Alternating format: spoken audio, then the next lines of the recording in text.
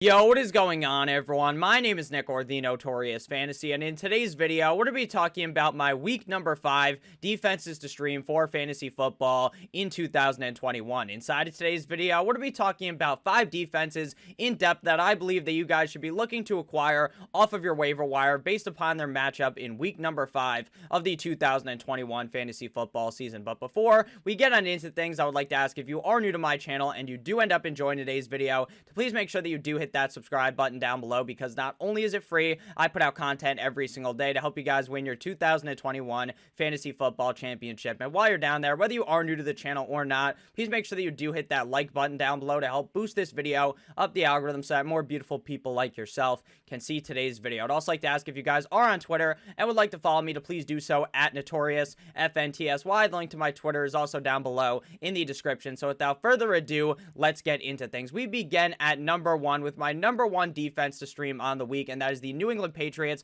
going up against the Houston Texans in Houston in this week's game. Right now, the Patriots defense is being rostered in 44.5% of leagues on NFL.com. If you play on Yahoo, if you play on ESPN, if you play on CBS, any other fantasy football platform, the roster percentage is going to be slightly different. Now, the Patriots matchup this week up against the Houston Texans is basically a wet dream at this point, because early on in the season, when Tyrod Taylor was under center, I would say that the Houston Texans offense was a little bit frisky. Now, obviously, they weren't going to be one of the best offenses in the NFL, but they could play tight in certain spots. And up against the Patriots defense, if Tyrod Taylor was under center, I would not be 100% confident that the defense was going to have an amazing day. But up against Davis Mills, I just don't feel confident at all in this Texans offense. Up against the Buffalo Bills, the Houston Texans got routed. Their offense was putrid. Week 4, the Bills defense had 3 sacks. They had 4 INTs, they had 1 fumble recovery, and 0 points allowed. Now, do I expect the Houston Texans to go back-to-back weeks putting up goose eggs? Probably not, right? They're probably going to score at least a couple of points, maybe 3 points, maybe 7 points, but I don't expect the Houston Texans offense to be able to get things going up against the Patriots defense. The Patriots defense may be better than the Bills defense. So I expect a very solid game, both offensively as well as defensively, by the New England Patriots going up against a team that just is not very good in the Houston Texans. Last week, the Patriots defense up against old man Tampa Bay Tom Brady, they had 1 sack and 19 points allowed. Obviously, no matter how good a defense is, they aren't going to be able to completely shut down the Tampa Bay Buccaneers offense. The Patriots played very close in that game, ended up obviously losing because the field goal ends up smacking right into the upright. A nice doink for you guys, but obviously the Patriots actually played quite well in that game, and I thought they played very well defensively in shutting down what is or may be one of the best offenses in the NFL. So I really do like the Patriots defense this week up against just such a bad offense in the Houston Texans. Next up, we got the Las Vegas Raiders going up against the Chicago Bears, 14.1% rostered right now on NFL.com. Now, we have yet to see the Raiders play in week number 4 because it's on Monday Night Football, and this video is recorded before Monday Night Football, where they go up against the LA Chargers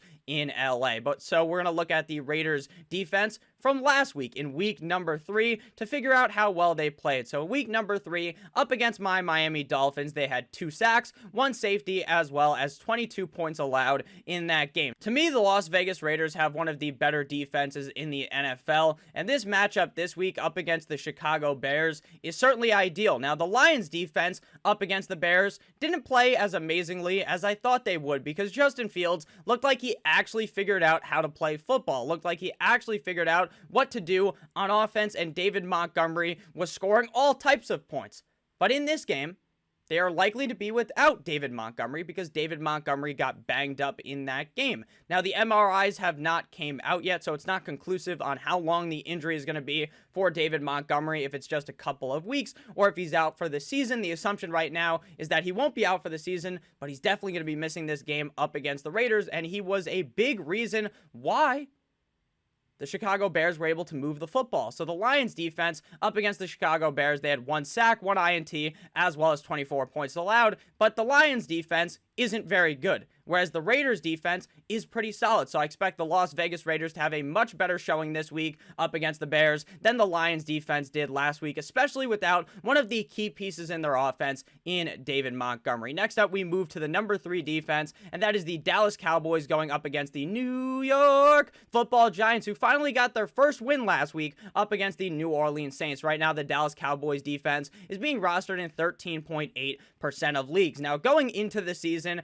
I definitely did not think the Dallas Cowboys defense would be very good. Last year, the defense was a complete and utter dumpster fire, and it didn't seem like just drafting all of these players defensively was going to instantly mold this defense into an excellent unit instantly, right? I thought maybe, hey, the Dallas Cowboys defense might be good next year or the year after that. It does normally take some time for these defensive players to all mold together, but it turns out that was completely wrong. And in Jerry's world, this defense is amazing. Week number 4, the Dallas Cowboys defense went up against the Carolina Panthers and mano man Sam Darnold. They had 5 sacks, 2 INTs, and 28 points allowed. This defense is just turning teams over left and right. And this was up against a Carolina Panthers offense that, at least in my opinion, is relatively solid. Now, obviously, they were without Christian McCaffrey, but apparently Sam Darnold does his own Christian McCaffrey impression, as he is, I believe, leading the NFL right now in rushing touchdowns, and he's Sam Darnold.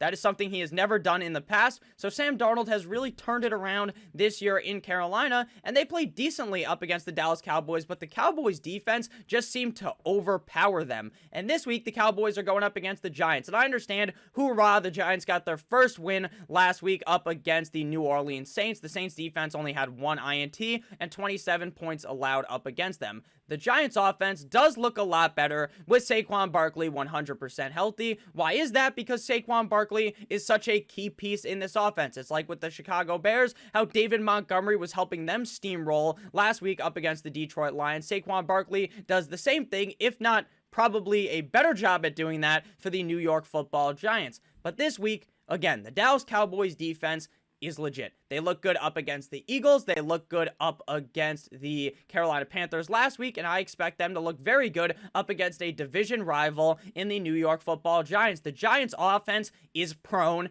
to turnovers, and the Dallas Cowboys defense at this point is prone to causing turnovers. So I believe that the Dallas Cowboys defense is going to dominate Daniel Jones all game long, and I expect the Dallas Cowboys defense to be one of the highest picked up defenses on the week and is one of my favorite pickups for the week. But before we get on into the next defense, I'd like to ask, if you have ended up enjoying thus far, to please make sure that you do hit that subscribe button down below, as well as hitting that like button. It helps me out a ton. I would greatly appreciate it. So next defense to be discussing here, defense number 4, is the Denver Broncos going up against the Pittsburgh Steelers in Pittsburgh. Now, this defense is rostered in 66.1% of leagues, so obviously not as low ownership as the Patriots, who are at 44.5%. The Raiders were 14.1%. The Cowboys were 13.8%, but the Denver Broncos are still available in some leagues, so go ahead and snag them up if you don't have them already. Now, week 1, week 2, and week number 3, the Denver Broncos defense was basically the headliner for all of these defense to stream videos, because they started up against the Giants, the Jaguars, and the Jets. So that was basically just the dream start for any defense. But last week, they got a draw up against the Baltimore Ravens, and I was like, wow, that seems like that's going to be a very tough matchup for the Broncos, in which they had 3 sacks and 23 points allowed. My biggest worry about this game for the Denver Broncos defense has nothing to do with the Denver Broncos defense themselves, because they're going up against the Pittsburgh Steelers. Big Ben looks like he has no fucking idea what he's doing. Big Ben looks like he shouldn't even be out there at this point. They panned to Juju on the sideline. It appears that Juju, now I'm not some type of lip reading genius or something, okay? I'm not the Albert Einstein of reading lips, but what I'm trying to tell you is that it appeared that he was like, man, what the hell, Big Ben? Or, Big Ben, you caused this, or whatever. It was like, damn, Juju throwing shade on the sideline, but it's true. It is true. Big Ben isn't playing very well at all. They're drawing up a play at the end of the game to try to win the game or get into a chance to potentially win the game. And these motherfuckers throw a dump off to Najee Harris. Like, who would have seen that coming? Basically everyone, because that appears to be the game plan on first down, on second down, on third down, and on fourth down. It's just give Najee Harris the ball. And up against the Denver Broncos defense, they're going to be able to figure that out. But my biggest worry about this game has nothing to do with the defense, like I said. It's the fact that my man, horsecock Drew Lock, is the starting quarterback most likely because Teddy Bridgewater ended up getting banged up. And if Bridgewater doesn't start and Lock is playing, the worry is that Lock just turns the ball over to the Steelers a bunch of times, and then the Broncos defense is out there so much that they just get plastered and plowed by the Steelers offense. The Packers defense week 4 up against the Steelers had 2 sacks, 1 INT, 1 fumble recovery, and 17 points allowed. So like I was saying, this Steelers offense is just pretty bad because of Big Ben.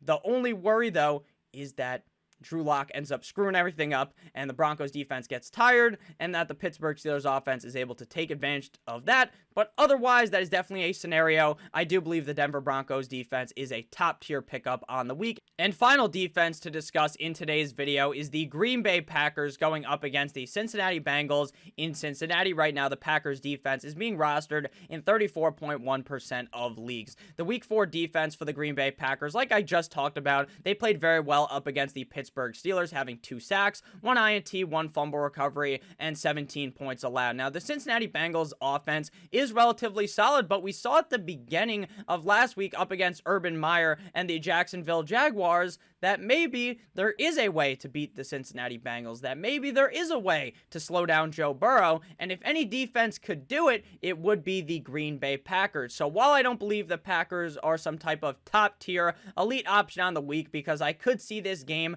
going tit for tat between the Bengals offense and the Green Bay Packers offense, because I think these are two very strong offensive teams, I do believe that there is a chance that they are able to get shut down, and if they aren't able to get completely shut down, that Joe Burrow makes some mistakes. Maybe he gets sacked a couple of times, or maybe he throws a pick or two, and that really does help out the Green Bay Packers defense. The Jaguars defense up against the Bengals, they had 1 sack and 24 points allowed. They played very well throughout the first half up against the Cincinnati Bengals, and then after that, basically everything went downhill because the Cincinnati Bengals offense figured out, hey, you know what, maybe we need to just be a little bit more aggressive, play a different way, and they were able to just plow their way through the Jaguars to ultimately win the game and make the Jaguars fall to 0-4 on the season. I believe, though, that the Packers defense is much stronger than the Jaguars defense, and thus will be able to force some type of a turnover that will lead them to have an all-right day at the defensive position. They're definitely my least favorite defense to pick up on the week, but they are still a solid enough unit that I think they are going to be able to do at least something up against the Bengals to make them a worthy start on the weeks. Thank you guys all so much for watching.